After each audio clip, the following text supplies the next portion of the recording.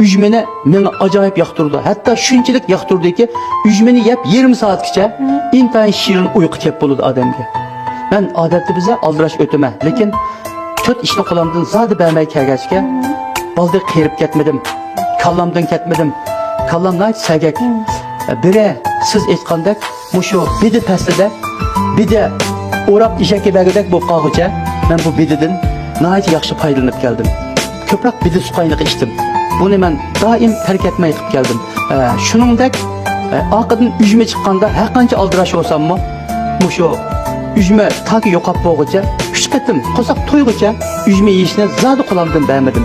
Do'stlarimning mush ishga ahamiyat berishini alohida ta'kidlayman. Üzme uyquni yaxshilab qolmasdan meni hujaylarni yilda bir qatim ziyofat berib qo'yishda intayin muhim.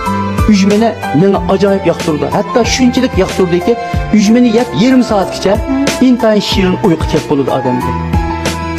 Bu tatlı uyqudan keyin qopqanda teri buvaqning terisidek shunda hul-hul, taqiriq hayoti kuchga to'ladi.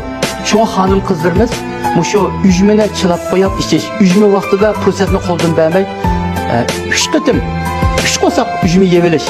Qishning kunlari üzme halvası tayyorlab iste'mol qilish odati orqali meni hujaylarni, jigar hujaylarni, yurak hujaylarni biqib berganda intayin yaxshi unumga erishib bo'ladi.